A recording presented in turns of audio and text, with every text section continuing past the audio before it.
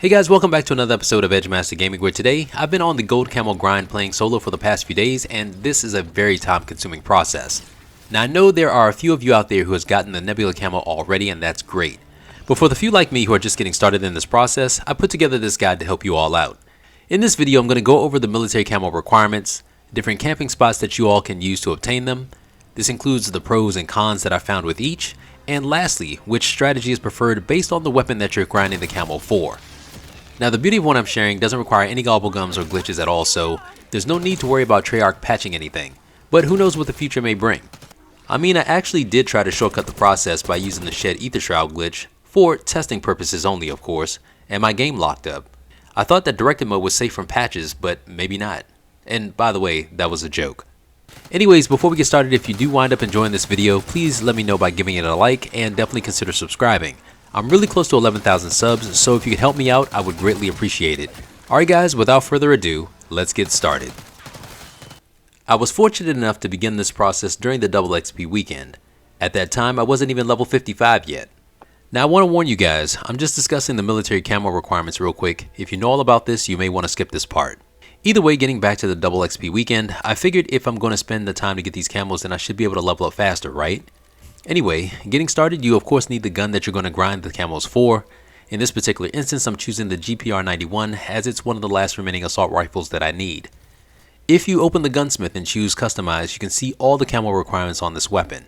Each of these are required before you can get the gold camo under mastery. There are 9 total for every weapon, and to obtain them, you need to get 2,000 critical kills. Now the 2,000 critical kills are a requirement for every single gun except for the launchers, which only requires 2,000 kills period. Because how can you get criticals with a launcher? As I mentioned earlier, no glitches are required, or gobblegums for that matter. Also, the field upgrade that I'm going to use is the ether shroud, just to get out of some tight spots while grinding. And finally, everything is going to be done in directed mode. With that being said, let's go ahead and check out the first camping spot. In previous videos, I've shared this camping spot on top of the Alamo roof. You're going to build up your gun to at least pack tier 2 and weapon rarity of level 3. This goes for all camping spots, by the way. Standing behind this gate with the zombies coming through is really good. I mean, you have everything accessible to you here. Ammo box, arsenal machine, and the Wonder Fizz. You can't beat that. Sidebar on ammo mods. I made the mistake early on by getting napalm to ensure its effectiveness in getting kills. So why is that a mistake, you ask? Because if the napalm kills the zombie, then it doesn't count towards your criticals, thus making your kill quota take longer. Which, by the way, also means that you shouldn't get the elemental pop perk, because even without an ammo mod equipped, it will randomly generate one.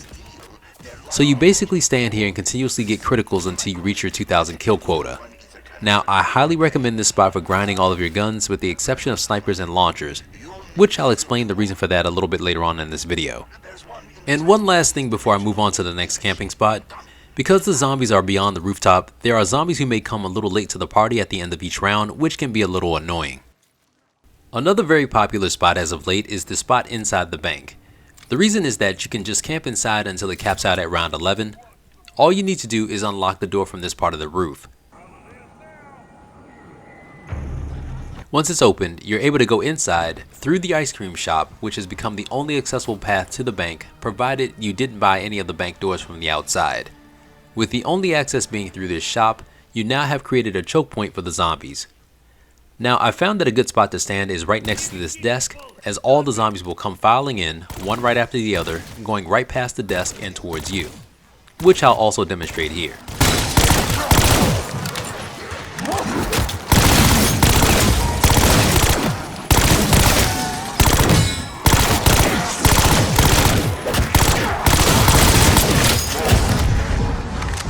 And here's an example of why you need to ensure that your pack and rarity levels both need to be up to par for this strategy to work. Anyway, there are times when the zombies will go behind the desk. I'm not sure why that happens, as it seems to be inconsistent, but it does happen. So another spot that you can use is standing on top of the desk. If you do, the zombies will hop on the desk as well, forming a straight line, making critical kills pretty easy, like you see here.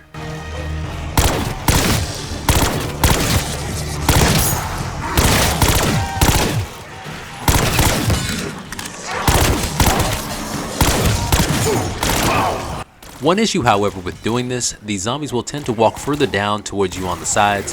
They do eventually hop on the desk themselves, but this can make getting criticals a little difficult if you're getting flanked. Lastly, you can stand on the other side of the bank if you wish. These zombies will come filing in around the corner and through this door.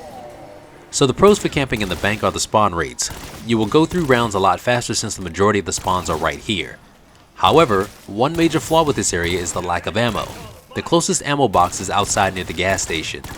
But as long as you keep the round cap at 11, you should get a mangler every round. Killing one usually drops an ammo box, which should allow you to stay in the bank most of the time.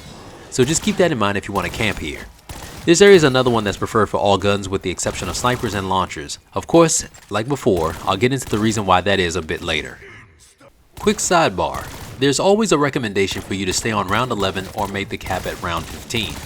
I gave you guys a reason why you should cap at round 11 if you're going to stay in the bank. So why would you want to cap it at round 15? What's the advantage? Well, I found that at round 11, 36 zombies will spawn and they move a bit slower, making the round kind of drag on a little bit. At round 15, there are 44 zombies that spawn, giving you more XP, and the rounds of course move a bit faster. I know you're thinking, okay, the difference is only 8 zombies, I can live with that. Well, hold on a second, you guys have to look at the big picture. In order to complete the 2000 quota at round 11, you'd have to do about 10 extra rounds than you would at round 15. I hope that makes sense. So if the only gain is ammo from the mangler, I'd personally take the extra XP and the critical kills any day. Now when you're done getting criticals for your gun, get the next weapon from the box to start the grind process all over again. Sidebar, it would be extremely helpful for you guys to have a list handy of all the guns that you need to grind camos for. You know, just to make it easy to keep track of. Now on the off chance that you're not sure which gun that you need, you can always save and quit to verify and then restart the game when you're ready.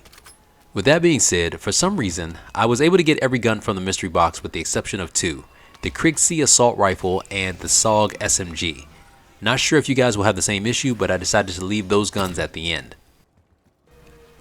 Moving on to launchers. The best area that I found to accumulate kills is in Liberty Lanes. Also, since both of the launchers requires just 2,000 kills, you're actually allowed to get ammo mods, which helps in the process. I tested this with Napalm, Deadwire, and even Brain Rot. All of them work perfectly fine. In my opinion, the launchers are the easiest when grinding gold camos. All you have to do is round up the zombies like you see here and fire one shot. You can take out 20 plus zombies if done correctly.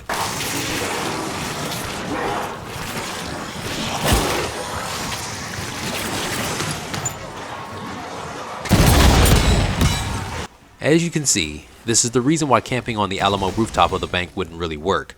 Now, it should take about 3 to 4 shots to clear out a round, and because you're so low on ammo reserves, you'll need to re-up like every 3 to 4 rounds or so. Moving on to snipers.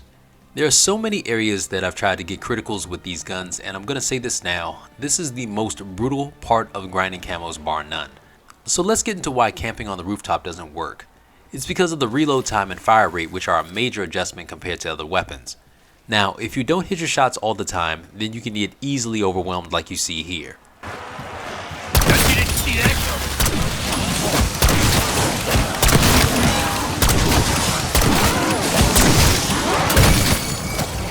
Camping inside the bank has similar issues as well.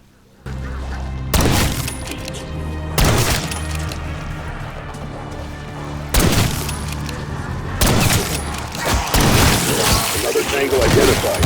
How many kinds of these freaks are there? With those out of the way, I tried training inside Liberty Lanes and this actually worked out okay.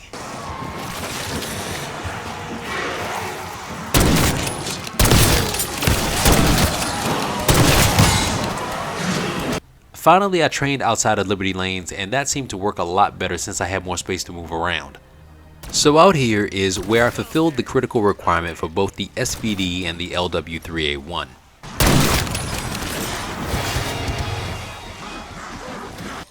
Now here's where you guys are going to hate the grind the most. Those of you who are familiar with the LR762 will note that the upgraded version of the gun packs a very powerful punch. So much so that it explodes on impact. Because of this, you're guaranteeing about 10 critical kills per round, which is crazy. So in order to fulfill this requirement faster, I recommend standing on the rooftop of the Alamo with a non-packed LR capping at round 9. Just make sure that you get the rarity up to legendary, along with the essential perks like I have below, and start grinding away. It was quick.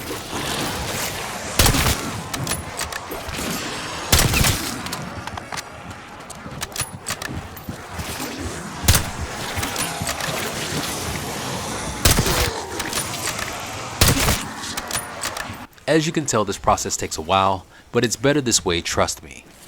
Now in my next video, I'm going to be working on both the special and gold camos to complete the first level of the mastery requirement. Please keep that notification bell on, guys, to support me when it drops. Also, please let me know in the comments if you found this video helpful or not.